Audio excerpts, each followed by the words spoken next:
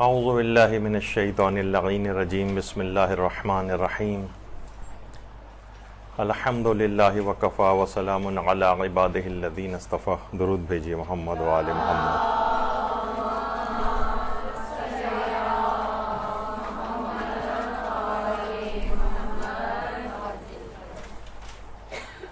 جیسے کہ آپ کے علم میں ہے کہ ہم بہت سارے انحرافات یا معاشرے میں جو غلط فہمیاں بہت زیادہ پھیل جاتی ہیں ان کے جوابات بھی دینا ضروری سمجھتے ہیں. تو بہت سے انٹیلیکچوئل حضرات، بہت سے جو خود کو بہت پڑھا لکھا سمجھتے ہیں، وہ بعض اوقات یہ اعتراض کرنے لگتے ہیں کہ بھئی دیکھیے ائمہ معصومین کی زندگی کتنی سادہ تھی. حرم ائمہ معصومین کے اوپر جو سونا وغیرہ لگا ہوا ہے یا وہاں کی جو تزئین و آرائش ہوتی ہے یہ بہت زیادہ ہے اور یہ ان کی زندگی کے ساتھ سازگار نہیں ہے. تو لوگوں کو چاہیے، ہمیں چاہیے کہ یہ چیزیں وہاں سے ہٹا کر، ان کو بیچ کر یہ سب چیزیں غریب غربا کے اندر تقسیم کر دی جائیں. یہ بہت عرصے سے اچھا یہ اگر اس کے پیچھے جائیں تو یہ اعتراض، اس کی جڑیں عام طور پر ان عقائد کے حامل افراد کی طرف سے جا کر ملتی ہیں کہ جن کو وہابی فکر کہا جاتا ہے. اچھا اب دیکھیے کہ بہت سارے عقائد ایسے ہیں کہ جنہیں وہ وہابی فکر افراد بھی چھوڑ چکے ہیں، لیکن ہمارے بعض دانشور ان کا تھوکا ہوا، دھتکارا ہوا، وہ اب وہی اعتراضات یہ لوگ دہرانے لگے. اس میں سے ایک بات یہی ہے کہ حرم معصومین کی اتنی تزئین کرنے کی کیا ضرورت ہے، اس پہ سونا جو لگا ہوا ہے اس کی کیا ضرورت ہے، اس کی آرائش کی ضرورت کیا ہے. تو یہ سب چیزیں ایسی ہیں کہ جو معاشرے کے اندر ہی سارے سوالات اٹھ رہے ہیں. اچھا اب صرف یہ صرف حرم ائمہ تک یہ اعتراض نہیں ہوتا. اگر آپ ایام ازا کے اندر دیکھیں تو یہ اعتراض اٹھ کر ان باتوں کی طرف بھی آ جاتا ہے کہ آخر جو ہے یہ اتنے اونچے اونچے علم بنانے کی کیا ضرورت ہے، ایک آدھ علم کافی ہے، اتنے سارے علم بنانے کی کیا ضرورت ہے، تابوت ایک کافی ہے، 72 تابوت بنانے کی کیا ضرورت ہے، اور اتنا تبرک بنانے کی کیا ضرورت ہے، ذوالجلالہ کو سجانے کی کیا ضرورت ہے، اتنی زیادہ مجلسیں ہونے کی کیا ضرورت ہے. اور ان سب اخراجات کے لیے وہ حضرات کیلکولیٹر لے کے بیٹھے ہوئے ہوتے ہیں اور یہ کہتے ہیں کہ بھائی دیکھیے اتنے کروڑ، اتنے ارب روپے، اتنے خراب روپے اگر یہ جمع ہو جائیں تو اس سے فلاں فلاں چیز ہو سکتی ہے. اس کی بہت دفعہ پہلے بھی جوابات دے چکے ہیں، لیکن آج خاص طور پر اس اعتراض کو ہم فوکس کریں گے. اچھا یہ صرف یہ اعتراض یہیں پر نہیں ہوتا، بعض اوقات یہ اعتراض اس طرف بھی چلا جاتا ہے. ظاہر ہے پھر اس کی شاخیں ہیں نا، اس پہ بھی ہماری گفتگو ہو چکی ہے کہ حج پر اتنے جانوروں کی قربانی کی کیا ضرورت ہے، ان کا گوشت اکثر ضائع بھی ہو جاتا ہے. اور تقریباً ایک اندازے کے مطابق مثلا اگر 20 لاکھ حاجی آئے ہیں تو 50 لاکھ سے تو زیادہ جانور وہاں پہ کم سے کم قربان ہوتے ہیں. تو وہ لوگ اس کی بھی کیلکولیشن لے کے بیٹھ جاتے ہیں کہ ایک جانور اتنے تک کا آتا ہے اور یہ اگر سب ملا لیے جائیں تو اتنے غریبوں کا اس سے بھلا ہو سکتا ہے. یہ جب ہمارے حج کی قربانی کے احکام بیان ہوئے تھے تو اس اعتراض کا بھی تفصیلی جواب اس وقت آیا تھا. تو دین کے ہر کاموں میں کفایت شعاری کا یہ دانشور جو ہے وہ درس دینا شروع کر دیتے ہیں. دیکھیے ایک بات آپ کی خدمت میں عرض کر دی جائے کہ اسلام میں ظواہر کی خوبصورتی کی بھی اہمیت ہوتی. ظواہر کی خوبصورتی یعنی ایسا نہیں ہے کہ ہر شخص بس یہ چاہے کہ میں قرون اولیٰ میں مسلمانوں کی جو حالت تھی بس اس کے مطابق بس ویسی ہونی چاہیے، اس سے زیادہ دین میں کوئی اگر کچھ بہتری نظر آ رہی ہے آسائشوں کے اندر تو وہ اس کے خلاف بات کرنا شروع ہو جاتے ہیں اور فوراً کہتے ہیں کہ اس آسائش کے بجائے بہتر ہے کہ غریب کے اوپر لگا دیا جائے. دیکھیے اسلام میں ظواہر کی خوبصورتی کی اہمیت ہے. مثلا اذان دینے کے لیے کسی ایسے شخص کا انتخاب کرو کہ جس کی آواز بہت اچھی ہو، جو خوشگلو ہو. خوشگلو تو کتنے ہی ایسے افراد کا انتخاب کیا جاتا ہے کہ جو بہت اچھے لہن کے ساتھ جو ہے وہ اذان دیتے ہیں. قرأت قرآن کے لیے ہے، اس کے مستحبات میں سے بھی ہے کہ ایسے شخص کا انتخاب کرو، اور بلکہ خود بھی کبھی تلاوت کرو تو خوش الحانی سے تلاوت کرو، خوبصورت آواز ہونی چاہیے.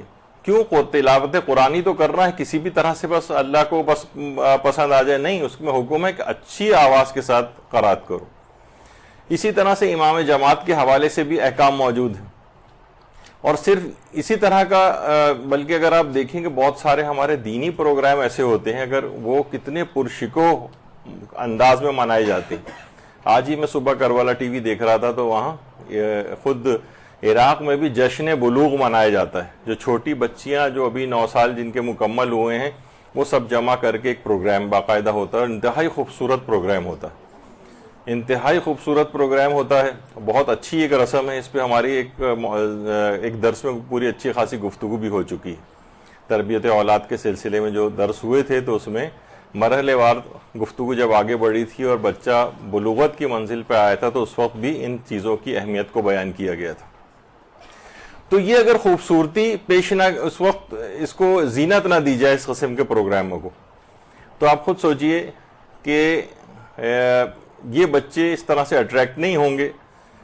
تو بہرحال یہ ان تمام چیزوں کی بہت اہمیت ہے، اور کہ ہر چیز کو خوبصورت طریقے سے اسلام کہتا ہے کہ بنا کر پیش کرو. اور خود قرآن کا بھی حکم ہے کہ یا بنی آدم خذوا زینتکم عند کل مسجد.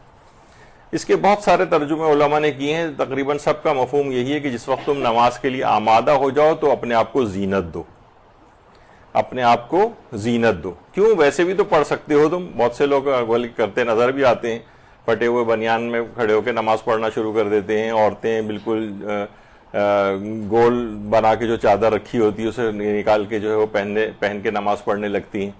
تو نہیں، اس میں بھی حکم ہے کہ نہیں، اچھے طریقے سے اچھا لباس پہن کر نماز پڑھو اور خوشبو لگا کر نماز پڑھو. عورت کے لیے بھی مستحب ہے کہ جناب آپ کوئی ایک معمولی سا زیور ہی کیوں نہ صحیح، ایک کوئی گلو بند ہو، کوئی ایک بندے ہوں، یا کوئی بھی اس طرح کی کوئی ایک ایسی چیز کہ جو زیور میں شمار ہو. یہ مستحبات کے اندر سے ہے، اچھی چیزوں میں سے ہے. تو کیوں جب اللہ کی بارگاہ میں کھڑے ہو رہے ہیں، حجاب بھی کیے ہوئے ہیں پورا، تو اس میں کوئی زیور پہننے کی کیا ضرورت ہے؟ لیکن نہیں، ظواہر کی خوبصورتی کی بھی اسلام کے اندر ایک حیثیت ہے. تو صرف یہیں تک بات نہیں ہے، بلکہ خود پروردگار عالم کہہ رہا ہے کہ انا زینا السماء الدنیا بزینت الکواکب. ہم نے جو دنیا آسمان ہے، آسمان دنیا جو ہے اس کو کواکب یعنی ستاروں سے ہم نے زینت دی. یعنی کائنات کے اندر پروردگار نے زینت کا اہتمام کیا. اچھا دیکھیے، ہر جگہ کے اعتبار سے تعمیر، اس کی تزئین اور آرائش اس کے مقام اور منزلت کے مطابق ہوتی. مثلا آپ دیکھیں کہ جس وقت ابتدائی زمانوں میں ہمارے حوزہ ہائے علمیہ، یہ نجف کا حوزہ ہے علمیہ، نجف کا حوزہ علمیہ آپ دیکھ رہے ہیں کہ لوگ کھلے آسمان کے نیچے علماء جو ہے بیٹھے پڑھ رہے ہوئے. تو اب جب وہ کھلے آسمان کے نیچے پڑھ رہے ہیں تو آپ خود سوچ سکتی ہیں کہ اس کے بعد لیکن جب حالات نے ترقی کی، مسلمانوں کی حالت بہتر ہوئی، تو بہتر مدرسے جو ہے وہ بننے لگے، اور ایک سے ایک شاندار علماء کی اپنی زندگیوں کے اندر ان کے اپنے پروگرامز اس طرح سے بہترین اور پرشکو انداز میں منعقد ہونے لگے. جب نہیں تھا کسی کے پاس تو وہ آپ نے دیکھا کہ وہ کھلے آسمان کے نیچے زمین کے اوپر بیٹھ کے پڑھا کرتے تھے، لیکن اب پرشکو مدارس کے اندر تبدیل ہونے لگے. تو ہر جگہ کی تزئین و آرائش اس کے مطابق ہوتی ہے، اپنے حالات کے مطابق ہوتی ہے. بہت آپ نے دیکھا ہوگا کہ پہلے جو زمانے میں لوگ یونیورسٹیز یا عام جو دنیاوی تعلیم بھی ہے وہ کس طرح سے حاصل کرتے تھے. یعنی خود مجھے اپنے ابتدائی بالکل پرائمری کا دور یاد ہے کہ ہم لوگ زمین پہ بیٹھ کے کس طریقے سے پڑھا کرتے تھے. لیکن اب وہی تمام اسکولز جو ہیں کس قدر تبدیل ہو چکے ہیں. یونیورسٹیز کو اگر ہم دیکھیں تو اسٹینفورڈ یونیورسٹی جو امریکہ کی، اب کتنی خوبصورت ہے. یعنی ہر چیز کے اندر، یعنی یہ اعتراض وہاں پر نہیں ہوتا. یہ تمام افراد جو ہیں اعتراض فقط دینی چیزوں کے اوپر کرتے ہیں. تو اسی طرح سے مثلا ہارورڈ یونیورسٹی ہے، یا مثلا ڈبلن کی جو ایک مشہور یونیورسٹی ہے اس کی صرف لائبریری کو اگر آپ دیکھیں تو انتہائی خوبصورت اور حسین لائبریری، اور صرف یہی نہیں بلکہ اس جگہ کے مطابق جتنے شاپنگ سینٹرز، ایک سے ایک بہترین شاپنگ سینٹر آپ کو نظر آئے گا، اور اتنی آسائشوں کے ساتھ نظر آئے گا، اتنی خوبصورتی کے ساتھ نظر آئے گا کہ لوگ حیران اور سرگرداں ہو جائیں گے. لیکن کبھی اس کے اوپر کوئی اعتراض نہیں کرے گا کہ ان سب چیزوں کو بھی بالکل چھاوڑی لگا کے اس کو بیچا جائے چیزوں کو، اور اس کے بعد جو ان سب کا پیسہ غریبوں کے اندر تقسیم کیا جائے. نہیں، ہر چیز کے اندر ایک خوبصورتی، اور یہ ایک انسان کی ایک فطرت کا ایک تقاضا ہے. تو آپ نے دیکھا کہ کس قدر اچھا، صرف یہ چیز صرف یہیں تک اعتراض نہیں، ہم اس بات کو مانتے کہ اعتراض صرف حرم ائمہ معصومین کی حد تک ہے، تو پھر آپ کو یہ اعتراض مسجد نبوی کے اوپر بھی کرنا چاہیے. معاذ اللہ، یہ نہیں، اعتراض تو اس کے اوپر بھی آئے گا کہ اس کو اتنا پرشکو بنانے کی کیا ضرورت ہے، مسجد نبوی کو اتنی خوبصورتی کی اس کے اندر کیا ضرورت ہے، اس کے اندر کتنا جو کام ہوا ہوا ہے. انسان حیرانگی سے کے ساتھ اس کو دیکھتا ہے. پیغمبر اسلام کے زمانے میں تو اس طرح کی مسجد نہیں تھی، لیکن یہ اعتراض یہاں پر نہیں ہوگا. اسی طرح سے مسجد الحرام کے اوپر کتنی پرشکو مسجد ہے مسجد الحرام، کتنی عالی شان مسجد ہے مسجد الحرام، لیکن اربوں خربوں روپے ان کے تزئین و آرائش کے اوپر جو ہے اب تک لگ چکے ہیں، لیکن یہ اعتراض وہاں پر نہیں. اچھا، ایک بات اور دماغ میں رہے کہ جب بھی آپ اس کا اگر جواب دیں، سب سے پہلے تو ایک تو الزامی جواب ہی ہوا کہ یہ والا اعتراض آپ کا دیگر چیزوں کے اوپر کیوں نہیں ہوتا، یہ صرف حرم ائمہ معصومین کے اوپر کیوں ہوتا ہے، اس سے زیادہ تزئین و آرائش ہے اس طرح کی تو یہ تو دیگر اس کے اندر بھی موجود ہے.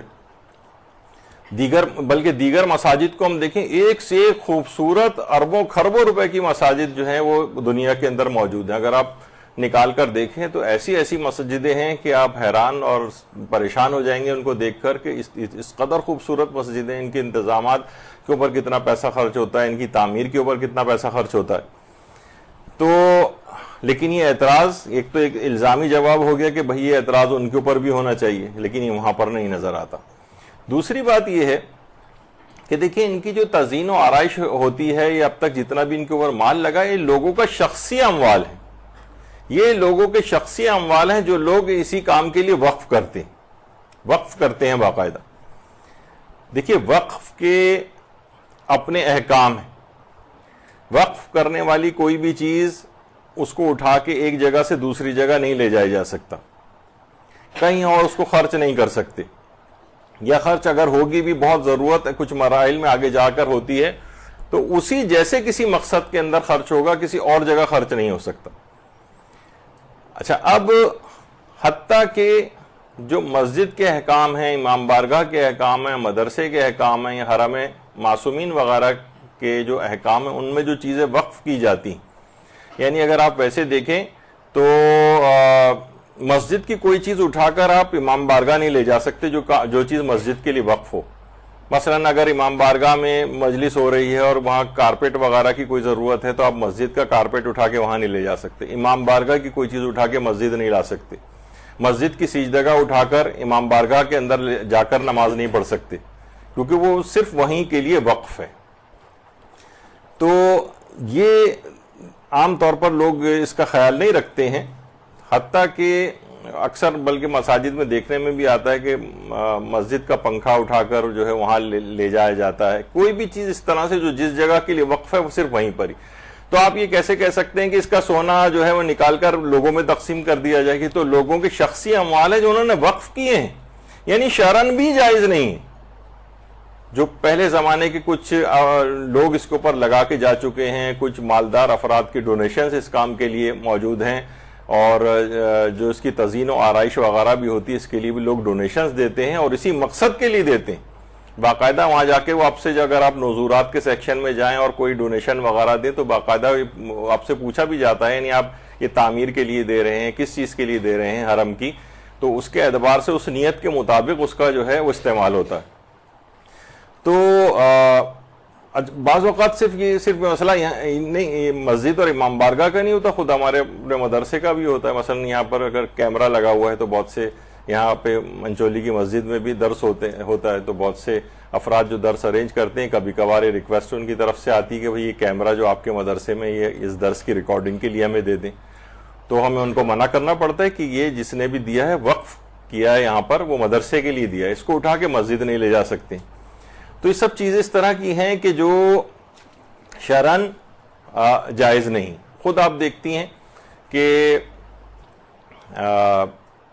جو مسجد نبوی ہے یا خانہ کعبہ ہے, اس کا کوئی قرآن اگرچہ وہاں اتنی بڑی تعداد میں رکھے ہوتے ہیں, وہاں سے کوئی قرآن اٹھا کے آپ اپنی بلڈنگ میں بھی نہیں لے جا سکتے کہ بھائی چلو ہم یہاں پڑھ رہے تھے, یہاں تک ہم نے مارک کیا ہوا تھا, چلیں قرآن ساتھ لے کے چلتے ہیں, بلڈنگ میں پڑھ کے پھر اگلے دن واپس لے آئیں گے. نہیں, اس جگہ سے باہر نہیں جا سکتا, تو قرآن کو بھی نہیں لے جا سکتے. سجدہ گاہیں ہیں, بہت سے لوگوں کے ساتھ یہ مسئلہ ہوتا ہے, مسئلہ بعد میں پوچھنے کے لیے آتا ہے کہ ہم زیارت کے لیے گئے ہوئے تھے, وہاں کی سجدہ گاہ ہمارے ساتھ آ گئی. اب واجب ہے پہلی فرصت میں, اول تو اس پہ نماز نہیں پڑھ سکتے کیونکہ وقف صرف حرم کے لیے تھی, حرم ائمہ کے لیے. آپ اپنے پاس کہاں سے اٹھا کر لے آئے اس کو؟ اگر لے بھی آئے ہیں تو اس پہ نماز نہ پڑھیں, بلکہ پہلی فرصت میں جو زائر جا رہا اس کے ہاتھ واپس اسی جگہ پر پہنچوائیں. بلکہ ایک زمانے میں علامہ طالب جوہری صاحب قبلہ تشریف لائے تھے یہاں پر, تو انہوں نے خود یہ واقعہ ہمیں یہاں پر سنایا تھا کہ بلد میں امام علی نقی علیہ الصلوۃ والسلام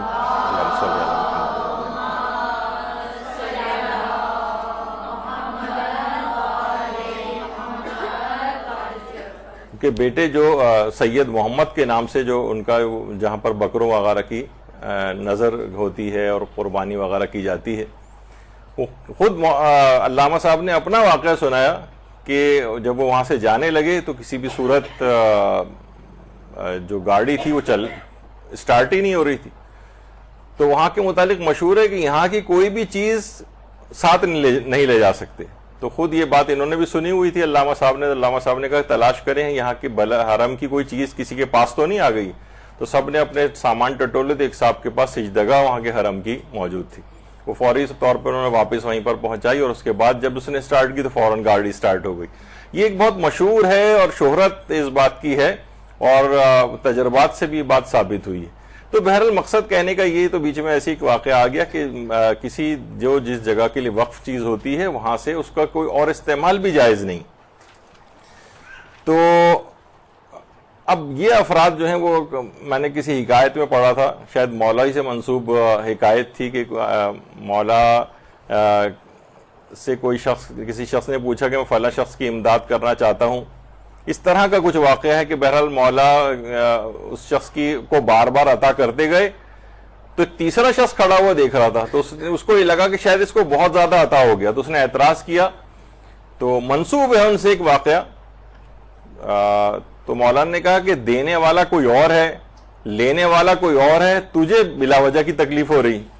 تو یہ اسی قسم کے افراد ہیں, نہ ان کو کوئی دینے میں ہے, نہ کبھی یہ کوئی پیسہ انہوں نے ایک دھیلا حرم معصومین پر لگایا ہے. دینے والا بھی کوئی اور ہے, لگانے والا بھی کوئی اور ہے, استعمال بھی کسی اور جگہ ہو رہا ہے, اور پیٹ میں مروڑ ان افراد کے اٹھتا رہتا ہے کہ یہ بہت زیادہ اسراف جو ہے وہ کیا جا رہا ہے. تو بہرحال دیکھیے کہ یہ اعتراض اور یہ فکر جو ہے اصلاً ان افراد کے اوپر جو ہے وہ زیادہ, یعنی یہ فکر بعد میں اصل میں بن جاتی وہی والی فکر جو اس سے پہلے ان جگہوں کے اوپر لوٹ مار کر چکے.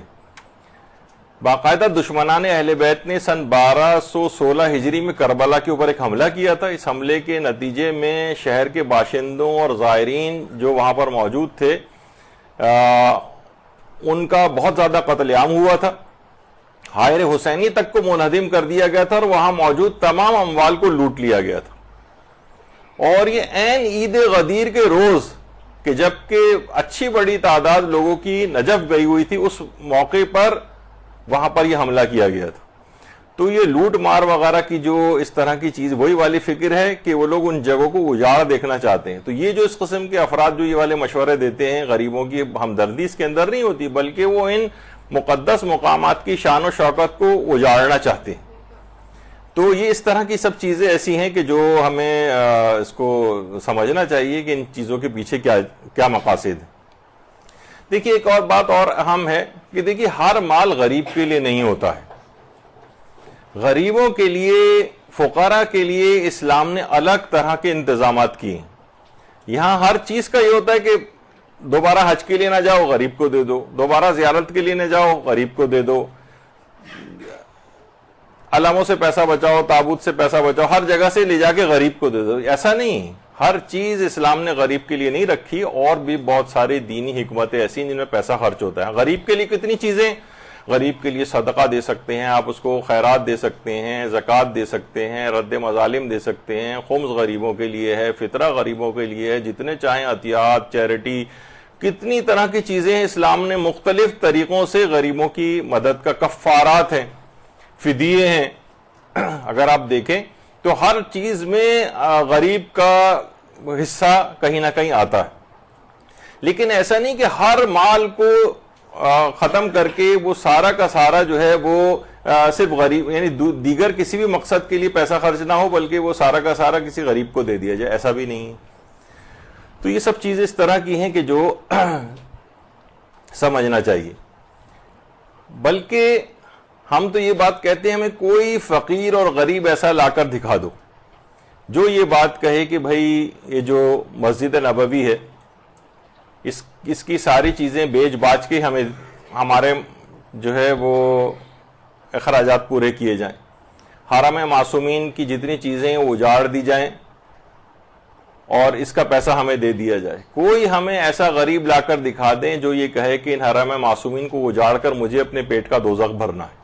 ایک دکھا دیں ہمیں کوئی غریب، وہ کہے گا کہ میں بھوکا مر جاؤں گا لیکن ان جگہوں کی شان و شوکت کم نہ ہو. تو بہرحال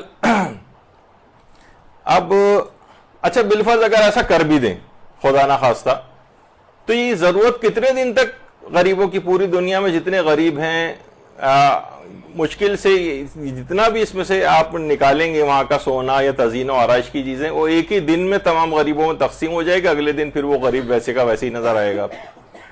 تو یہ سلسلہ کہیں یعنی انتہائی احمقانہ قسم کی یہ چیز ہے، جو اعتراض بہت زیادہ ہے، حتیٰ کہ لوگوں نے باقاعدہ سوالات بھی کیے ان کی فرمائش کے اوپر ہی ایک لحاظ سے اس کا جواب جو ہے وہ آج کے درس کے اندر دیا جا رہا ہے. اچھا اب دیکھیے ایک اور بھی چیز ہے کہ لوگ اپنی محبت کا اظہار ائمہ معصومین سے کیسے کریں، ائمہ معصومین سے اپنی محبت اور عقیدت کا اظہار کیسے کریں. دیکھیے ائمہ نے اپنا سب کچھ نچھاور کر دیا اپنے ماننے والوں پر، اپنی جانیں دے دیں، اپنی اولادیں دے دیں، اپنے اموال دے دیے، ان کے کتنے حقوق کو غصب کر لیا گیا. اب لوگ بھی دیکھیں اس زمانے میں کیا ہوتا تھا کہ لوگ اپنی محبتوں اور عقیدتوں کا اظہار امام سے کرتے تھے، ان کو تحفے تحائف لا کر دیتے تھے، ان کو ہدیے دیا کرتے تھے، یہ اس زمانے میں تھا. اچھا ہم لوگوں کے ساتھ ہم اپنی عقیدت اور محبت کا اظہار کیسے کریں؟ ہمارے سامنے نہ کوئی، ہم نے ائمہ کے پاس ہم جا سکتے ہیں، ایک زمانے کا امام ہمارا ہے وہ بھی ہماری نگاہوں سے غائب ہے پردے غیبت میں، نہ ہم ہدیے کوئی پیش کر سکتے ہیں. تو ایک سائیکی ہے. اسی وجہ سے مومنین کے جو اپنے عطیات ہوتے ہیں، نذورات ہوتے ہیں، اور یہ تمام چیزیں کیا ہیں، ایک باقاعدہ حسرتوں کی یادگاریں وہ اپنی بناتے ہیں اسی محبت اور عقیدت کے اظہار کے طور پر. آپ دیکھتی ہیں کہ مثلا ہمارے ہاں کتنے روزے بنانے کا رواج کیوں ہوا ہے؟ یہ اسی وجہ سے تھے کہ ایک زمانہ تھا، آپ کو پتا ہے کہ لوگ یہاں مساجد کے اندر، ہم خود نمازوں میں بیٹھے ہوئے ہوتے تھے جب یہ باقاعدہ اعلانات ہوتے تھے کہ خدا جو زیارات کے رستے ہیں کھول دے، لوگ حسرتوں کے ساتھ اپنے گھروں میں تصویریں لگاتے تھے حرم ائمہ معصومین کے روزوں کی، نہ وہ جا سکتے تھے، اتنی پابندیاں تھیں، اتنے مسائل تھے، ہر ایک کے پاس وسائل نہیں ہوتے تھے کہ ان جگہوں پہ جا سکیں، وسائل ہوتے تب بھی سیاسی حالات ایسے نہیں ہوتے تھے کہ وہاں تک جا سکیں. تو شبیہیں بنانے کا رواج ہوا کہ اب آپ دیکھیں جیسے یہ باب العلم ہے، اور اسی طریقے سے یہ ہمارے انچولی کے اندر جو شبیہ روضہ امام حسین علیہ السلام بنائی گئی ہے، اسی طریقے سے مثلا ہمارا بوتراب امام بارگاہ وہاں کا جو ہے اس کے اندر جو ہے وہ زری بنائی گئی. تو یہ لوگوں کی محبتوں اور عقیدتوں کے اور حسرتوں کے جذبات ہیں کہ جس کی وجہ سے ان سب کی بھی بڑی اہمیت ہے. یہ اپنی محبت اور عقیدت کا اظہار کیسے کریں؟ تو یہی وجہ ہے کہ ان کی اس طرح سے شبیہ بنائی گئی. اسی طرح سے مثلا لوگ جو ہیں بعض اوقات اس انٹلیکچوئل حضرات ذوالجناح کے اوپر بھی اعتراض کرتے ہیں کہ بھئی اس کے اوپر اتنا جو یہ لگایا جاتا ہے اور اس کو سجایا جاتا ہے، اس کو کرنے کی کیا ضرورت ہے؟ لوگوں کی محبت اور عقیدتیں وہ یعنی ان کی یادگاریں مناتے ہیں، ان کے اوپر اپنا ذاتی مال جو ہے وہ خرچ کر رہے ہیں، کسی اور کا مال تو نہیں خرچ کر رہے ہیں. تو یہ تمام یادگاریں، چاہے وہ اچھے طریقے سے اس کو جو ہے ان یادگاروں کو منانا چاہتے ہیں، تو بہت سے احمق حضرات اس طرح کی چیزوں کے اعتراضات ان کے اوپر بھی لے کر آتے ہیں. تو بہرحال یہ تمام چیزیں کیا ہیں؟ محبتوں کے اظہار کا ایک طریقہ ہے. اچھا، ایک بات اور کہی جائے کہ محبتوں کے اظہار میں ایک تو ہر چیز، اگر وہ کہتے ہیں محبت کا اظہار کرنا ہی ہے نا، تو اس کے اوپر ایک ایسی کالے رنگ کی چادر چڑھا دیں مثلا. یعنی دیکھیں، ہر چیز کا اگر کوئی شخص کسی کو کوئی تحفہ بھی دینا چاہتا ہے نا، تو بعض اوقات دیکھیے اس کے اندر اس کا بھی خیال رکھنا ہوتا ہے، اپنی حیثیت کا بھی. کوئی کسی کو ہدیہ، مثلا کوئی ارب پتی کسی کو ہدیہ دے اور 50 روپے کا یا 10 روپے کا نوٹ نکال کے دے، میری طرف سے ہدیہ، آپ کہیں گے ہدیہ تو ہدیہ ہوتا ہے، چھوٹا ہے بڑا نہیں، اس کو اپنی حیثیت کا خیال رکھنا چاہیے تھا. غریب شخص ہے جس کے پاس کچھ نہیں، وہ کسی کو 10 روپے مثلا عیدی کے طور پر دیتا ہے، تو وہ بہت بڑی چیز شمار ہوتی ہے. کتنے بزرگ ہمارے خاندانوں میں ایسے تھے پچھلے زمانوں میں جو 5 روپے 10 روپے اس طرح سے دیا کرتے تھے، اور بڑے اہتمام کے ساتھ ہم ان سے عیدی لیا کرتے تھے. لیکن اب وہ 100 روپے بھی کسی کو بچے کو دیتے ہیں تو وہ اس کو کوئی لفٹ ہی نہیں کرا رہا ہوتا کہ اتنے کم جو ہے اس کو عیدی کے پیسے کیوں دیے جا رہے ہیں. تو بہرحال دیکھیے، یہ جب بھی کہا جاتا ہے کہ حسنات الابرار سیئات المقربین، یہ باقاعدہ ایک حدیث کا جملہ بھی ہے کہ نیک لوگوں کی نیکیاں مقربین کے نزدیک گناہ ہوتی. نیک لوگوں کی نیکیاں یعنی تمہارا مقرب حضرات، تمہارا مقام تو اس بات سے بہت بلند تھا، تمہیں تو اور بڑی بڑی نیکیاں کرنی چاہیے تھی. مثلا کوئی بہت مقرب ہے، وہ بس راستے سے مثلا وہ صفائی کرتا جا رہا ہے، جھاڑو لے کے گلی کے اندر دے رہا ہے، یہ بھی تو نیک کام ہے نا، بہرحال صفائی وفائی کرنا. نہیں، تمہارا مقام اس سے بلند ہے، تمہیں اور بڑا کام کرنا چاہیے. تمہارا مقام 10 روپے دینے والا نہیں تھا، تمہیں تو 1 کروڑ روپے مثلا خرچ کرنا چاہیے تھا. تمہیں ارب پتی خرب پتی آدمی ہو، تمہارا مقام اس سے بلند تھا، تمہاری یہ 5-10 روپے کا صدقہ جو ہے تمہاری اس کے خلاف ہے. تو اگر کوئی شخص ہم تو اپنے اعتبار سے دیکھ رہے ہوتے ہیں نا، جو نذورات دیتے ہیں ان جگہوں کے اوپر بہت سے امیر کبیر افراد ہوتے ہیں، وہ بہت بڑی بڑی رقمیں بھی دیتے ہیں کہ ہماری طرف سے حرم کے اوپر اتنا پیسہ لگایا جائے. تو یہ ان کے مطابق، ان کی شان کے مطابق اللہ نے ان کو دیا ہے. اچھا، پھر یہ خالی یہ تزئین و آرائش فقط ہر شخص اپنے لیول کے اوپر بھی کرتا ہے. آپ اگر چلے جائیں، ہاں نہیں، اس میں بھی ایک بات اور بتا دیجیے، یہ بھی بیچ میں اچھا ایک مسئلہ آ گیا کہ اگر مثلا سید کیا غیر سید سے صدقہ لے سکتا ہے؟ کہ والا حکم بھی. تو سید غیر سید سے مستحب صدقہ جو ہے وہ لے سکتا ہے، صدقہ واجبہ نہیں لے سکتا، یعنی فطرہ نہیں لے سکتا، زکوٰۃ نہیں لے سکتا، لیکن عام مستحب صدقات لے سکتا. تو اس کے اندر بھی ایک ہے صدقہ توہین. صدقہ توہین نہ دیا جا سکتا ہے، نہ اس کے لیے لینا صحیح. یعنی جس کو لینے میں اتنے معمولی اور اتنی کم رقم سید کو دینا جس کو لینے میں سید کی توہین ہو، یہ حرام ہے. مثلا سید ہے، اس کو کوئی شخص جو ہے نا وہ چونی جو ہے وہ صدقہ دے رہا ہے، 1 روپیہ صدقہ دے رہا ہے، 2 روپے صدقہ دے رہا ہے، یہ صدقہ توہین ہے. اتنی معمولی رقم ہے، نہیں کہ اپنی حیثیت، اس کی سید کی حیثیت کے مطابق کچھ تم اس کی مالی مدد کرو، یہ تو اس کی توہین ہے لینے میں. باقاعدہ آغا سیستانی وغیرہ کے استفتاءات آپ دیکھیں، اس کے اندر اس کو صدقہ توہین شمار کیا گیا. تو ان چیزوں کا خیال رکھنا چاہیے. تو میں یہ کہہ رہا تھا کہ دیکھیں، ہم کوئی شخص اتنے لیول کے اوپر بھی نہیں جاتا، لیکن اپنے مرحومین کی قبور ہی کو وہ سجاتا ہے اور بناتا ہے. اس کے اوپر پھول دیکھا جائے، کوئی جا کر پوچھے کہ بھئی پھول لگانا نہ واجب ہے، نہ پھول وہاں پر لے جانا مستحبات کے اندر سے ہے، لیکن اس کا دل چاہتا ہے، وہ خوش ہوتا ہے اپنے مرحومین کی قبر کے اوپر پھول کو رکھ کر. یہ اس کی نفسیاتی اس کی نفسیات کے اندر ہے کہ وہ اس کو اس طرح سے ان قبور کو بہتر دیکھنا چاہتا ہے. اب آپ دیکھیں شہداء کی قبور کو کس طرح سے سجایا جاتا ہے، بلکہ آپ نے عام مرحومین کی قبور کے ساتھ بھی ایسا ہی ہے. تو لیکن لوگ اکثر آپ نے دیکھا ہوگا کہ لوگ وہاں پر گھاس بھی اگاتے ہیں قبر کے اوپر بعض اوقات سایہ کرتے ہیں، پھول وغیرہ وہاں پر جو ہے وہ رکھے ہوتے ہیں. اور کیوں ہم اپنے لوگوں کی قبور کو تو اس قدر سجاتے ہیں، اور اہل دل، اہل ولا، ان کے دل ٹکڑے ٹکڑے ہو جاتے ہیں جب وہ جنت البقیع کی شکستہ قبور کو دیکھتے ہیں.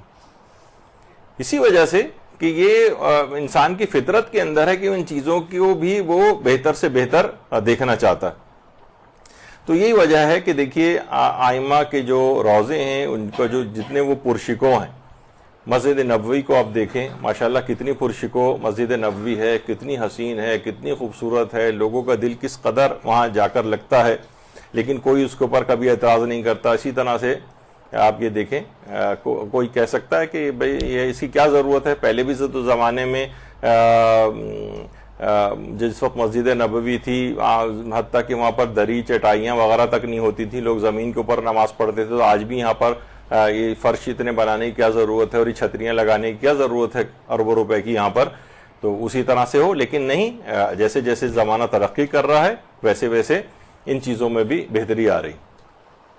تو دیکھیں ان روزوں کے اوپر جو نذورات ہیں، عطیات ہیں، یہ اور جو یہاں پر چیزیں ملتی ہیں، یہ بھی غریبوں کے اوپر اور دینی کاموں ہی کے اوپر خرچ ہوتی ہیں، یعنی جو بہتر طریقے سے اس طرح کے بنائے گئے ہیں، بلکہ جو پرشکو روزے ہیں ان سے ہزاروں کارکنان کا روزگار بھی وابستہ ہے۔ اب آپ دیکھیں کہ جو ائمہ کے جو یہ پرشکو جو روزے اور قبریں بنائی گئی ہیں، اس کے اندر جو نذورات آتی ہیں، کتنی بڑی تعداد میں اس کے اندر جو ہے وہ پیسہ جمع ہوتا ہے۔ یہ تمام پیسہ جو اکٹھا ہوتا ہے، بلکہ ایک زمانے میں نے سنا تھا جب ایران عراق جنگ ہو رہی تھی اور بہت مالی کرائسس میں ایرانی گورنمنٹ گئی تھی، تو باقاعدہ حرم امام رضا علیہ السلام سے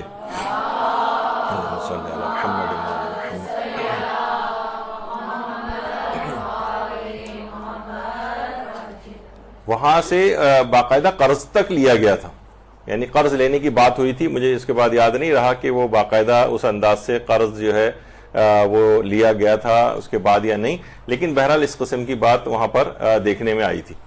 تو اتنا پیسہ وہاں پر جمع ہوتا ہے کہ یہ سب چیزیں پھر غریبوں وغیرہ کے لیے استعمال بھی ہوتی ہیں۔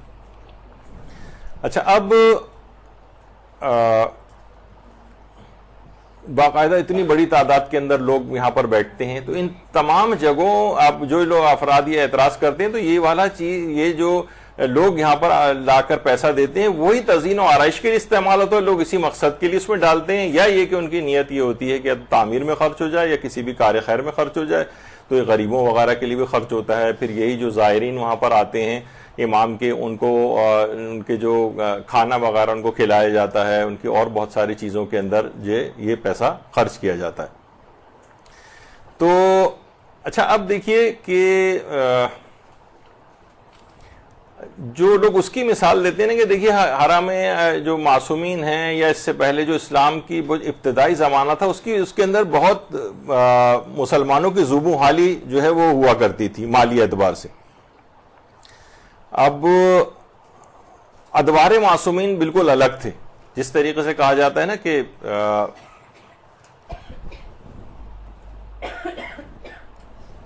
مسجد نبوی کو آپ دیکھیں کہ ابتدائی دور میں مسجد نبوی کی چھت بھی نہیں تھی، پھر درخت کی چھال ڈالی گئی تھی وہاں پر، حتیٰ کہ زمین کے اوپر نہ تو کوئی قالین تھا، نہ کوئی چٹائی تھی، نہ دری تھی، تپتی ہوئی زمین پر دن کی جو نمازیں ہوتی تھیں مسلمان ان کے اوپر سجدہ کیا کرتے تھے، یہاں تک کہ وہ جو دہکتے ہوئے پتھر ہوتے تھے، لوگ انہیں اصحاب پیغمبر اٹھا کے اپنے ہاتھوں میں پھونکے مار مار کے ان کو ٹھنڈا کرتے تھے، کیونکہ ان کے اوپر سجدہ کرنا مشکل ہوتا تھا۔ بعض اصحاب نے یہ کیا کہ ان کے اوپر کپڑا رکھ کے، کہ ان پتھروں کے اوپر کپڑا رکھ دیں تاکہ پیشانی نہ جلے، لیکن پیغمبر نے اس کو بھی منع کیا، جو کہ ہمارے یہاں دلائل کے طور پہ بھی پیش کی جاتی ہے، کسی کپڑے وغیرہ کے اوپر نہیں ہوتا، کہ اب تو ایک شرعی مجبوری بھی تھی کہ پیشانی جل رہی ہے، لیکن پیغمبر اسلام پھر بھی کپڑے کے اوپر سجدہ کرنے کی اجازت نہیں دے رہے تھے۔ تو بہرحال اس لحاظ سے اگر آپ دیکھیں تو ابتدائے جو اسلام کا زمانہ تھا اس کے اندر اس طرح کی صورتحال تھی۔ اور یہ پیغمبر آج کل جو منسوب ہے کہ اس جگہ کے اوپر پیغمبر اسلام خطبہ دیا کرتے تھے، باقاعدہ ایک ممبر تو اس وقت تک نہیں بنا تھا، پیغمبر اسلام ابتدائی زمانے میں درخت کا ایک تنا تھا، اس سے ٹیک لگا کر، سوکھے ہوئے درخت کے تنے سے ٹیک لگا کر پیغمبر خطبہ دیتے تھے۔ اس کے بعد پیغمبر کے ایک صحابی تھے جو کہ یعنی اور حالات بہتر ہوئے، جو کہ کارپینٹر تھے، انہوں نے باقاعدہ ایک لکڑی کا ایک ممبر یہاں پہ بنا دیا تاکہ پیغمبر اس پہ بیٹھ کر خطبہ دیں۔ اس کے بعد وہی ممبر ہوتے تبدیل ہوتے وہ پرشکو ہوتا گیا، جیسے ابتدائی زمانے کے اندر یہ تھا۔ اور پیغمبر نے جب باقاعدہ وہ جو یہاں پر ایک ستون بھی اس جگہ کے اوپر قائم کیا گیا تھا، ستون حنانہ.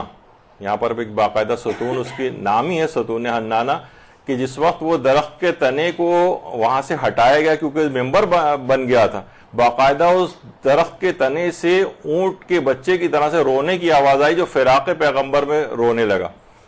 تو پیغمبر نے آ کر اس کے اوپر اپنا ہاتھ رکھا اور اسے تسلی دی اور کہا کہ جنت میں تو میرے ساتھ ہوگا، اور اس کے بعد بہرحال ممبر وہاں پر قائم ہوئی. تو یہی ممبر رسول آپ دیکھیں جو درخت کا تنا ہوتا تھا، وہ جیسے جیسے زمانہ ترقی کرتا گیا ویسے ویسے وہ بہتر صورتحال آتی گئی، یہاں تک کہ ایک پرشکو ممبر کے طور پر اب کوئی کہے کہ یہ ممبر رسول کے لحاظ سے جو یہاں پر ہے اس کو بھی جو ہے وہ بیچ کے جو ہے وہ غریبوں کے اندر تقسیم کر دینا چاہیے، تو یہ ایک انتہائی احمقانہ جو ہے وہ طریقہ کار ہوگا. تو یہ مسجد نبوی ہے آپ کے سامنے، اس میں بھی بہتری جو ہے آتی گئی، اس کے اوپر باقاعدہ. اچھا، خود آئمہ کے جو دیگر حرم ہیں، مثلا یہ کربلا ہے آپ کے سامنے. ایک زمانہ تھا کربلا، اس طرح کے پرشکو کوئی روضہ نہیں تھا، اور حرم امام حسین میں جو امام حسین کی قبر تھی بس وہ اس طرح سے تھی. اور اس کے بعد بھی حالات جبکہ روضہ کسی حد تک بن بھی گیا تھا، اس کے بعد بھی حالات ایسے، جنگیں، ظالموں کی حکومتیں ایسی رہیں کہ باقاعدہ ٹینک لا کر اور توپوں سے گولہ باری کر کے حرم کو کتنی دفعہ جو ہے وہ خراب بھی کیا گیا. لیکن پھر وہی اس کے بعد زمانے نے اور ترقی کی، اور آج کتنا پرشکو حرم کربلا. درود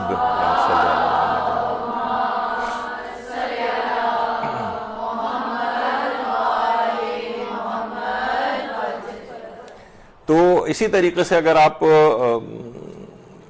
مشہد کو دیکھیں، مشہد مقدس، ایک زمانہ، یہ تو موجودہ مشہد ہے آپ کے سامنے، لیکن ایک زمانہ تھا یہیں پر ہی اسی مشہد میں یہ حرم امام رضا علیہ السلام تھا.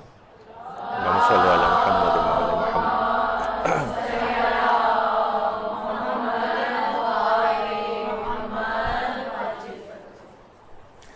تو لیکن اس کے بعد زمانے نے مثلا مزید ترقی کی. وہی دیکھیں ایک پرانا جو مشہد اور حرم کا حصہ، اور اب جو نیا، یعنی اس کے اندر ایک تبدیلی آئی.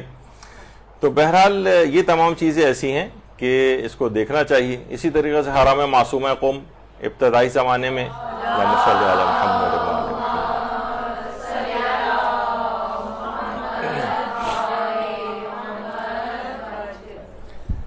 تو یہ آپ کے سامنے ہے. تو بہرحال یہ بات دماغ میں رہنی چاہیے کہ دیکھیے ضروری نہیں ہے کہ ایک کام کو روک کر کوئی دوسرا کام کیا جائے.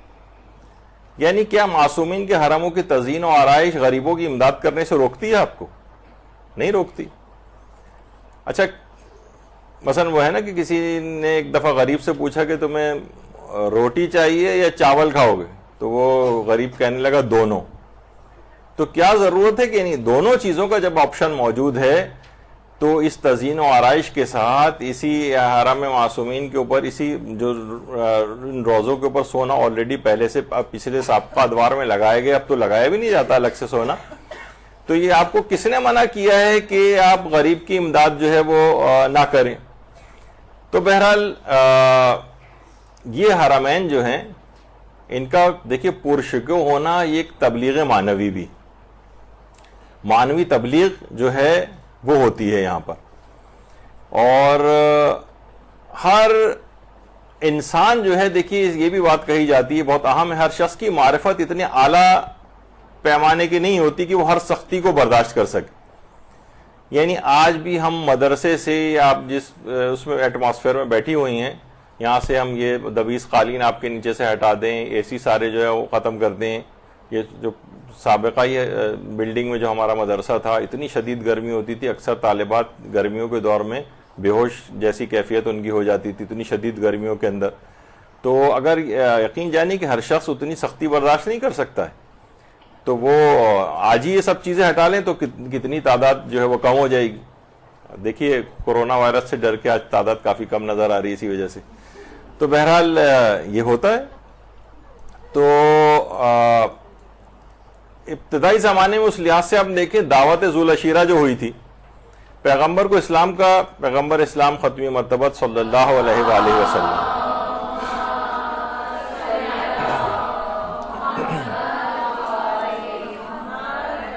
بھائی پیغمبر کو یہ چاہیے تھا کہ بھائی لوگوں کو بس اتنا کافی تھا کہ لوگوں کو پانی وانی پلا کے رخصت کر دیتے. یہ اتنے دن تک 3 دن تک کھانا کھلانے کی کیا ضرورت تھی؟ ایسا ہی کر دینا چاہیے تھا ان کو بھی, لیکن پیغمبر نے ایسا نہیں کیا اور کھانے وغیرہ کھلائے گئے. حضرت ابو طالب علیہ السلام کے لیے تو یہاں تک بات آئی ہے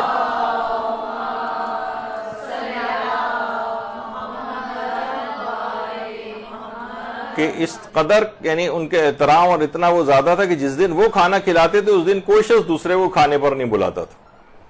یعنی اتنے پرشکو طریقوں سے یہ سب چیزیں اوائل اسلام میں بھی ہوا کرتی تھیں. اور باقاعدہ دیکھیے یہ بات بھی کہی جاتی ہے نا, جو قرآن کی آیات بھی سلسلے میں آئی ہیں, مؤلفۃ القلوب, یعنی زکوٰۃ کا ایک مصرف یہ ہے کہ ایسے کافروں کے اوپر بھی مال خرچ کیا جائے کہ جن کے دل اسلام کی طرف راغب ہو سکیں اور وہ اسلام کی طرف آ جائیں. تو کیوں اسلام نے اس کا بات کا جس کو اسلام قبول کرنا ہے خود ہی قبول کر لے گا, یہ پیسہ خرچ کرنے کی ان کے اوپر کیا ضرورت ہے؟ لیکن قرآن نے باقاعدہ زکوٰۃ کا ایک مصرف یہ بھی بتایا ہے کہ لوگوں کو اسلام کی طرف راغب کرنے کے لیے اگر پیسہ بھی خرچ کرنا پڑے ان کے اوپر مال کو خرچ کرو تاکہ ان کے دل اسلام کی طرف راغب ہو. تو یہ تمام سہولتیں اور آسانیاں جو ان حرموں میں تزئین و آرائش, وہاں پہ اتنے بڑے بڑے اے سی لگے ہوئے ہیں, اتنے قالین ہیں, اتنے جو وہاں پر پرشکو ان کو بنایا گیا ہے, یہ اس وجہ سے تاکہ زیادہ سے زیادہ بڑی تعداد کے اندر لوگ ان جگہوں کے اوپر آئیں. وہ ایک خاص ایک معنویت, ایک روحانیت وہاں پر پائی جاتی ہے. ہر کوئی شخص کا معیار اتنا نہیں ہے کہ وہ اتنی سختیاں برداشت کر سکے. لوگوں کو آپ کوئی شخص کہے گا نا بھائی ان کی کیا ضرورت ہے کہ یہاں پر اے سی لگائے جائیں اور قالین لگائے جائیں, جس کو دین کی تڑپ ہوگی, تعلیم حاصل کرنے کا شوق ہوگا, وہ کتنی سخت اس میں آ کر پڑھ لے گا سخت حالات کے اندر بھی. لیکن نہیں, ہر ایک کے اندر یہ نہیں ہوتا, ہمیں سب کا خیال کرنا ہوتا ہے. یہی وجہ ہے کہ علامہ شیخ محسن علی نجفی اسلام آباد کے اور پاکستان کے کس قدر مشہور اور پرخلوص علماء میں سے ہیں. انہوں نے ایک دفعہ خود مجھے یہ بات بتائی تھی. کہہ رہے ہیں جب میں نے ابتدائی طور پر اسلام آباد میں مدرسہ قائم کیا تھا تو پیسہ ہونے کے باوجود میں مدرسے کے اوپر اس لحاظ سے خرچ نہیں کرتا تھا کہ بالکل اپنا کمرہ بھی میرا ایسا تھا, زمین کے اوپر میں نے ایک چٹائی ڈالی ہوئی تھی, اسی کے اوپر لیٹا کرتا تھا, نہ کوئی سامان تھا نہ کچھ تھا. تو میں کہتا تھا اس کی کیا ضرورت ہے, جس کو خلوص کے ساتھ تعلیم حاصل کرنا ہے وہ آئے گا اور کرے گا. کہہ رہے اسی زمانے میں افغانستان کے آیت اللہ باقاعدہ آصف محسنی, جن کا ابھی کچھ ہی عرصے پہلے جو ہے انتقال ہوا ہے, آیت اللہ آصف محسنی پاکستان آئے تو ان سے ملاقات کے لیے بھی آئے. جب وہ آئے اور انہوں نے ان کا کمرہ دیکھا شیخ محسن کا, کہا کہ یہ آپ نے کیا حال بنایا ہوا ہے؟ انہوں نے کہا کہ میں اپنے اوپر مال کو خرچ نہیں کرتا, سہ میں امام وغیرہ, بس میرا ایسے ہی گزارا ہو رہا ہے. کہا کہ نہیں, تم طالب علموں کے لیے ایک معیار ہو, سوچیں گے کہ ہمارا جب پرنسپل یعنی جو علم میں اتنی اوپر بھی چلا جائے وہ اتنے خطرناک اور برے مالی حالات کے اندر رہے گا تو وہ ابھی سے ہی ڈسکریج ہو جائے گا. تمہیں چاہیے کہ تم مدرسہ بھی پرشکو بناؤ اپنا. بلکہ کہہ رہے ہیں اگلے دن ہی وہ لے کے گئے مارکیٹ اور وہاں پر قالین وغیرہ کی خریداریاں اور سب کچھ کروائیں اور کہا کہ اپنے حال کو بھی بہتر بناؤ اور مدرسے کے حال کو بھی بہتر بناؤ. ہر شخص اس معیار کا نہیں ہوتا, یہ طالب علم سارے ڈسکریج ہو جائیں گے, دین کا کام تم بڑھانے کے بجائے اور کم کر دو گے. تو یہی بات انہوں نے اپنے پلوں میں باندھ دی. اور اس کے بعد شیخ محسن نے جامعۃ الکوثر کے نام سے ایک بہترین عالیشان یونیورسٹی وہاں پر, اور نہ جانے کتنے پروجیکٹ اور یہ ہادی ٹی وی اور کون کون سے یہ سب شیخ محسن نے اس کے بعد شروع کیے. اور دیکھیں کہ کس قدر پرشکو ان تمام اداروں اور جگہوں کو بنایا. تو اب دیکھیے یہ کہ جو بھی سہولیات عام طور پر ہوتی ہیں, دوسرا کوئی آگے کہا کہ یہاں سے سب اے سی اکھڑوا کے, تو لوگوں نے ڈونیشن دیا ہوا ہے نا, یہ لوگوں نے اس کو, بہت سارے افراد, آپ کیا سمجھتی ہیں کہ 500-600 روپے جو بھی یہاں پر فیس وغیرہ پورے مہینے کی لی جاتی اس سے جو ہے یہ سارے اخراجات پورے ہوتے نہیں. لوگ ہیں بہت سے ایسے افراد جو کبھی شاید مدرسے آئے بھی نہیں ہیں, وہ لوگ بھی اس کے اندر کار خیر کے اندر حصہ لیتے ہیں, امداد کرتے ہیں, اور یہ سب انتظامات اس لحاظ سے چلتے ہیں. تو آپ ان کا پیسہ کسی اور مقصد, جو جس مقصد کے لیے دے رہا اسی میں تو استعمال ہوگا نا. کسی اور مقصد کے لیے, غریبوں کی امداد کے لیے کہاں سے پیسہ جو ہے خرچ کر دیا جائے اس میں. یعنی وہ تو ان کی نیت میں شامل نہیں، اور جو یہاں پر دیتے ہیں وہی ان تمام غریبوں کی امداد بھی کر رہے ہوتے ہیں.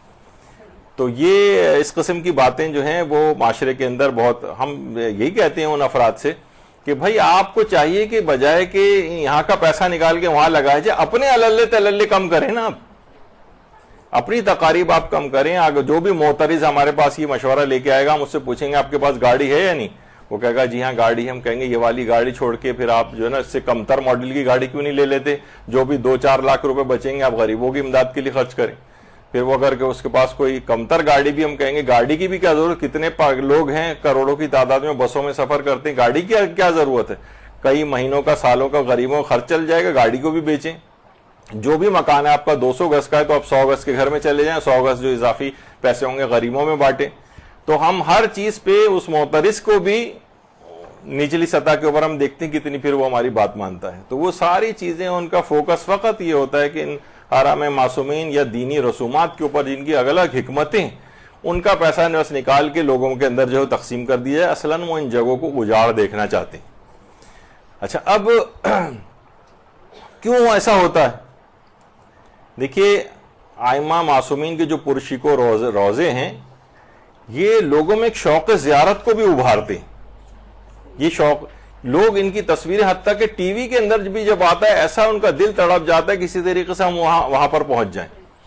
تو یہ تمام چیزیں ہیں، ان کی اہمیت ہوتی. کیوں، کیا وجہ ہے کہ آپ جو ہے بقرعید کے اندر جو ہے وہ بہت موٹا تازہ قسم کا جانور لے کے آتے ہیں؟ کیوں کوئی آپ لقوے زدہ سوکھا سڑا قسم کا جانور نہیں لے کے آتے؟ اس کے اندر بھی ہوتا نہیں، پریزنٹیبل ہونا چاہیے جانور. ٹھیک ہے، وہ اگر وہ والی نیت نہیں بھی، یعنی دنیا دکھاوے کی نیت نہ بھی ہو، تب بھی مستحبات میں سے ہے سمین ہونا چاہیے جانور، یعنی موٹا تازہ ہونا چاہیے. مستحبات میں سے باقاعدہ، تو اسلام نے بھی اس کا خیال کیا. تو دیکھیے ابھی جو میں نے بات کہی تھی کہ روزوں کے لیے احتیاط دینے والے وہی افراد ہوتے ہیں جو غریبوں کی امداد بھی کرتے ہیں، اور جو معترضین ہوتے ہیں نہ وہ غریبوں کو دیتے ہیں اور نہ روزے کے اوپر خرچ کرتے ہیں. یہ ایک نفسیات ہے. ایسے تمام افراد کا تعلق فقط اور فقط انہی تمام چیزوں سے ہوتا. تو اور صرف یہی نہیں ہے بلکہ تمام ادیان میں، صرف اسلام کا بھی دخل نہیں، شیعت کا بھی دخل نہیں، تمام ادیان میں اپنے بزرگوں کے آثار کی تجلیل اور شوکت کا اہتمام ہوتا ہے. اب تمام دنیا کے جو مذاہب ہیں ان کے افراد کے آپ ان کے جا کر ان کے مقبرے دیکھیں، ان کی قبور دیکھیں جن کا اسلام سے دور دور کا بھی تعلق نہیں ہے، کیونکہ یہ ایک ہیومن سائیکالوجی، وہ ان کی جگہوں کو بہتر سے بہتر، وہ ان کے آئیڈیل ہیں، ان کو پرشکو دیکھنا چاہتا ہے. تو یہ تمام چیزیں ایسی ہیں. البتہ فقط اور فقط صرف مساجد کے لیے سونے سے زینت کرنے کی ممانعت. آیت اللہ سیستانی نے بھی توضیح المسائل میں لکھا ہے احتیاط واجب یہ ہے کہ مساجد جو ہیں ان کو سونے سے زینت نہ دی جائے. شاید اس کا ایک فلسفہ اور حکمت بھی ہو کہ انسان وہاں عبادت کے لیے جاتا ہے، خشوع خضوع اس کو درکار ہوتا ہے، وہ ایسا نہ ہو کہ چکا چوند اور اس کے اندر اس کو دیکھ کر اس کی عبادت کا خشوع خضوع وغیرہ کم ہو جائے. ممکن ہے اس طرح کی بھی بات ہو. تو لیکن دیگر جگہوں کا یہ حکم نہیں ہے، یہ صرف مساجد کے سلسلے میں ہے. اور صرف فقط یہی نہیں بلکہ اگر آپ دیکھیں کہ جناب جو غلاف کعبہ ہے، غلاف کعبہ اس کے اوپر کتنا زیادہ پیسہ خرچ ہوتا ہے.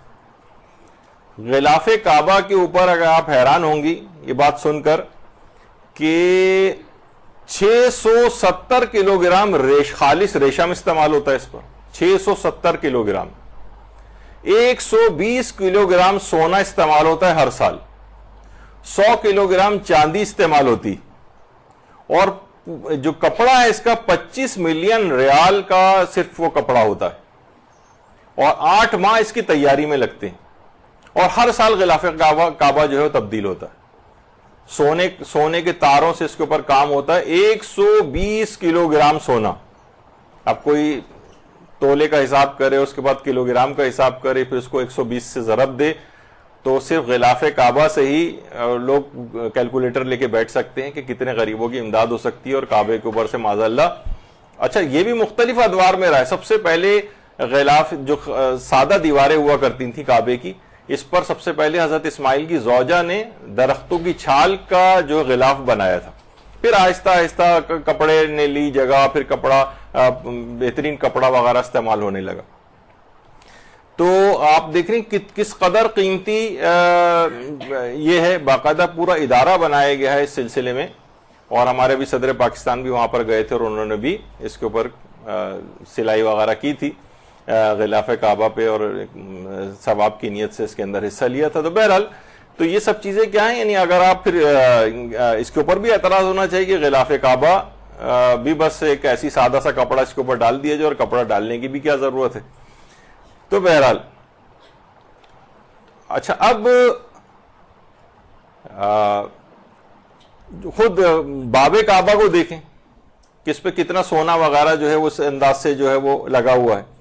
اچھا، ابتدائے اسلام میں بھی بہت سی روایات ہیں، ابھی ان کا بیان کرنے کا وقت نہیں، کہ خود اس زمانے میں بھی یہی چیز پیش آئی تھی کہ غلاف کعبہ بہت قیمتی ہے اور اس کو جو ہے اس کو بیچ کے، لیکن امیر المومنین علیہ الصلوۃ والسلام نے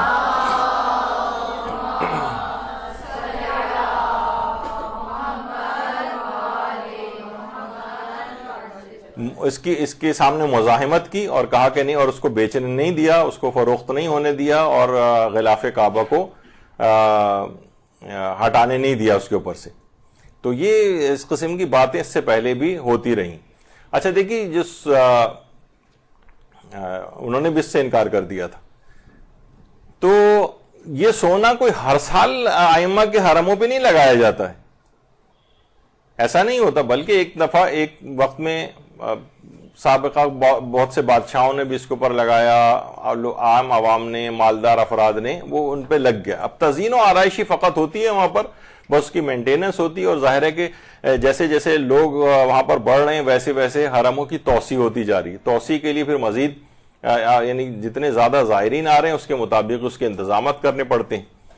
تو بہرحال جو لوگ یہ اصلاً یہ کہتے ہیں کہ بھائی معصومین نے ان کی زندگی بہت سادہ ہوتی تھی تو ہم اسی زمانے کے حالات کے اوپر ہی اس کو رکھیں، تو دیکھیے معصومین کی زندگی یقیناً سادہ ہوتی تھی، لیکن جس طرح سے بھی جو مالی حالات اس زمانے میں معصومین کے ہوتے تھے اس کے مطابق زندگی گزارتے تھے. یعنی اس کے بعد جب مالی حالات اچھے ہوئے تو معصومین کے پاس خدام بھی ہوتے تھے، معصومین کے پاس کنیزیں بھی ہوا کرتی تھیں، معصومین کے پاس اپنے باغات بھی ہوتے تھے. معصومین جب نہیں ہوتا تھا تو صبر اور شکر کا ویسے ہی مظاہرہ کرتے تھے، اور جب پروردگار عالم کی طرف سے فراخی آتی تھی تو اچھی غذا کو بھی تناول فرماتے تھے، اچھے کپڑے بھی پہنا کرتے تھے. اس سے اپنے اموال سے غلاموں اور کنیزوں خرید کے آزاد کرتے تھے. جب وہ پیسہ آتا تھا، یعنی مالی حالات بہتر ہوئے، تو پھر اس سے جو یہ سب کام بھی لیے جاتے تھے. تو امام وقت کا تو اصل میں معیار الگ ہے، ان کا قیاس اپنے اوپر نہیں کرنا چاہیے، یعنی ان کو کم تر افراد کی سطح پہ خود کو رکھنا ہوتا ہے. جیسے امام جماعت کے لیے حکم ہوتا ہے نا کہ بھائی امام جماعت ہو سکتا ہے کہ بہت صحت مند اور بہت شوق اس کی نماز کا اس کے اندر ہو، تو بہت لمبی لمبی نماز پڑھائے نہیں، اسے اضعف المامومین کا خیال کرنا ہوتا ہے.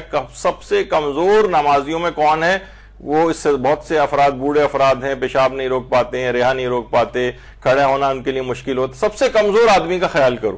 تو اسی طریقے سے جو ائمہ معصومین ہوتے تھے وہ معاشرے کے کمزور ترین فرد کے لیول کے اوپر خود کو رکھتے تھے، تاکہ ایسا نہ ہو کہ لوگ ان کو دیکھ کر یعنی محسوس کریں کہ کوئی بھی غریب کہ ہمارا امام تو اتنے اچھے حالات میں اور ہم اتنے برے حالات کے اندر، تو وہ اپنے آپ کو کمتر سطح پہ رکھتے تھے. لیکن آپ کے لیے ایسا حکم نہیں ائمہ، بلکہ بہت سی روایات کے اندر تو ائمہ نے منع بھی کیا کہ یعنی اپنا قیاس ہم پر نہ کرو اور ہماری نقل کرنے کی کوشش نہ کرو، یعنی جو مفہوم ہے. تو اچھا اب دیکھیے آپ کے لحاظ سے مثلا مثال دے دوں میں کہ اگر آپ کو پتا ہے کہ امیر المومنین کی غذا کتنی سادہ تھی، اللہم صلی علی محمد وعلی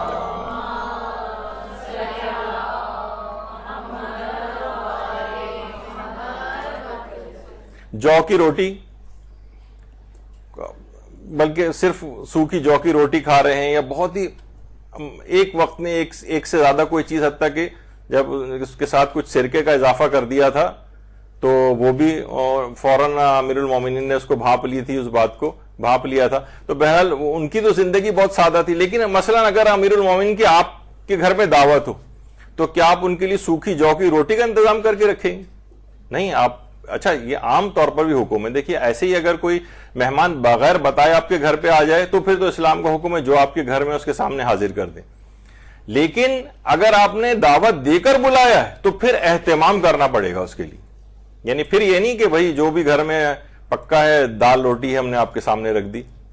تو ایسے ہی کسی عالم کو ایک دفعہ کسی نے بلا لیا تھا کہ جو دال روٹی ہو انشاءاللہ آپ کی دعوت ہم کر دیں گے. وہ گھر میں آئے تو دیکھا کہ واقعی دال روٹی رکھا ہوا ہے. تو انہوں نے کہا کہ جھوٹوں پر تو خدا کی لعنت ہے ہی, ایسے سچوں پر بھی اللہ کی لعنت ہو. تو بہرحال بعض اوقات یہ بھی ہوتا ہے کہ یعنی آپ کو اپنی اس کے مطابق خیال کرنا ہے. یہ نہیں کہ امیر المومنین جو کی روٹی کھاتے تھے تو ہم ان کی دعوت میں بھی جو کی روٹی رکھیں گے. تو ان کی سادہ زیستی ایک الگ چیز تھی, ان کی سادہ زندگی. لیکن اب یہ حرم ائمہ, قبور ائمہ, یہ آپ کے زیر انتظام ہیں. آپ جتنا اس کے اوپر اپنے مال کو خرچ کریں, ان کو پرشکو بنائیں, یہ آپ کا اختیار ہے. اپنا قیاس معصومین کے اوپر نہیں کرنا چاہیے.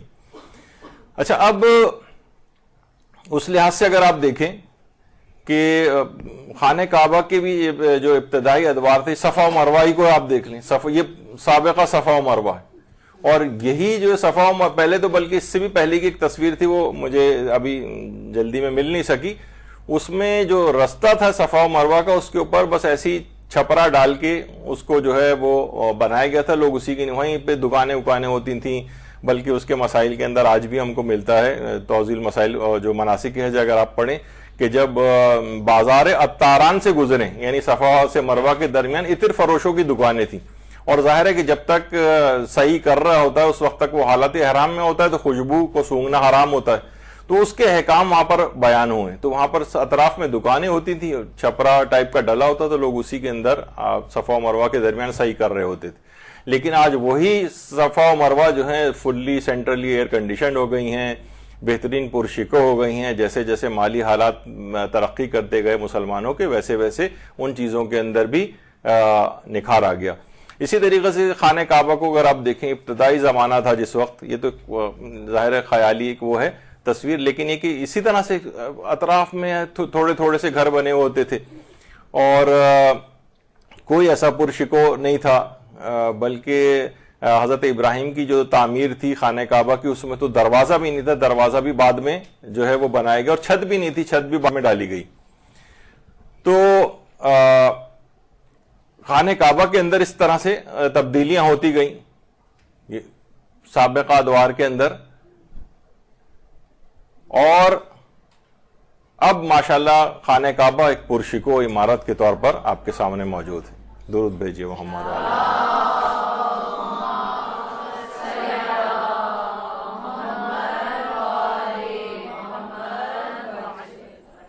اور صرف ایسا ہی نہیں ہے, بلکہ پیغمبر حضرت یوسف ابتدائی ادوار میں کتنی قسمہ پرسی کے اندر انہوں نے گزارا کی, لیکن جب بادشاہ مصر ہو گئے, یہ حضرت یوسف کی قبر مبارک ہے. تو جب بادشاہ مصر ہو گئے تو پھر تخت و تاج پہ بیٹھنے لگے, لباس فاخرہ بھی پہننے لگے.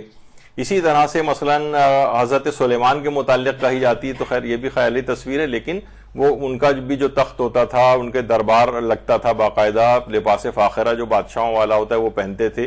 یعنی ہر وقت یہ نہیں ہے کہ چیزوں کو بیچ کے بس غریبوں کے اندر تقسیم کیا جائے, یار اس کے موارد ہیں الگ الگ. لیکن بہرحال یہ چیزیں ایسی ہیں کہ لیکن لوگ, کیونکہ دیکھیے عام افراد ان چیزوں سے, ان تمام چکا چون سے متاثر ہوتے ہیں, اور وہ ان کی طرف رغبت کرتے ہیں. معرفت کا وہ والا اعلیٰ ترین معیار نہیں ہے کہ کتنی ہی سختی کیوں نہ ہو, یہ کتنے افراد ہوں گے, گنتی کے انگلیوں پہ گنے جا سکتے ہیں. تو اسلام نے ہر قسم کی فطرت کا خیال کیا ہے. وہ کیوں ملتا ہے؟ دیکھیے خود قرآن نے یہ بات کہی کہ جب قارون اپنی قوم کے سامنے زیب و زینت کے ساتھ نکلا, تو جن لوگوں کے دل میں زندگانی دنیا کی خواہش تھی, انہوں نے کہنا شروع کر دیا کاش ہمارے پاس بھی یہ ساز و سامان ہوتا جو قارون کو دیا گیا. بے شک قارون بڑا صاحب نصیب. تو یعنی جو کمزور عقلوں کے لوگ تھے وہ قارون کی چکا چون سے متاثر ہوتے تھے. وہ تو ٹھیک ہے, لیکن عوام کی صورتحال یہی والی ہوتی. ان کو بہتر سہولیات دے کر پرشکو بنا کر اٹریکٹ کیا جاتا ہے. یہی وجہ ہے کہ آپ دیکھتے ہیں کہ کتنے کم تعداد کے اندر ہوتے تھے, آج اربعین میں کروڑوں کی تعداد میں وہاں پر لوگ پہنچنے لگے. اس میں یقیناً صاحبان ایمان کے اپنا جذبہ ولا اور وہ سب کچھ جو وہ سب شامل ہوتا ہے, ان کی محبتیں. لیکن بہرحال وہاں دی جانے والی سہولیات اور جو پرشکو چیزیں, یہ بھی سب اس کے اندر ایڈ ہوتی ہیں. تو آپ نے دیکھ لیا کہ عقلی لحاظ سے فقہی لحاظ سے، اوقاف کے جو مسائل ہیں ان کے اعتبار سے، تمام ادیان کے اعتبار سے، معاشی اعتبار سے کتنے افراد کا روزگار بھی، ان کتنے سینکڑوں ہزاروں کارکنان ہیں جو کہ وہاں پر کام کرتے ہیں، ان کا روزگار بھی ان سے وابستہ ہے۔ حرم آئمہ کی جتنی بھی وسعت ہو رہی ہے، اور یا مسجد الحرام، مسجد نبوی، کتنے سینکڑوں ہزاروں کارکنان ہیں باقاعدہ کہ جن کے روزگار، یعنی غریبوں کے روزگار بھی اس سے وابستہ ہیں۔ تو بہرحال نہ صرف یہ کہ تزئین و آرائش انتہائی جائز بلکہ ایک مستحسن کام ہے، اور یہ ایسے افراد کے جو کہ اس قسم کے مشورے دے رہے ہوتے ہیں اور حرم معصومین کے سونا اکھاڑ کے غریبوں میں تقسیم کر دو، ان کا مقصد غریبوں کی امداد نہیں ہے بلکہ وہ ان جگہوں کو اجاڑ دیکھنا چاہتے ہیں۔ تو ان کے بہکاوے میں نہیں آنا چاہیے، ان کو ویسے ہی جواب بھی دینے چاہیے۔ تو یہ ایک اعتراض تھا کہ جس کا جواب تفصیل سے اس وجہ سے دینا ضروری ہو گیا تھا کہ یہاں پر اس قسم کی چیزیں بہت دیکھنے میں آ رہی ہیں آج کل، اور لوگ اس سے متاثر بھی ہوتے ہیں، اور ہم نے نوجوانوں کو دیکھا ہے کہ وہ بھی ان کی ہاں میں ہاں ملانے لگتے ہیں، کیونکہ بہرحال یہ کہ ایک طریقہ واردات ہے ان لوگوں کا ہی۔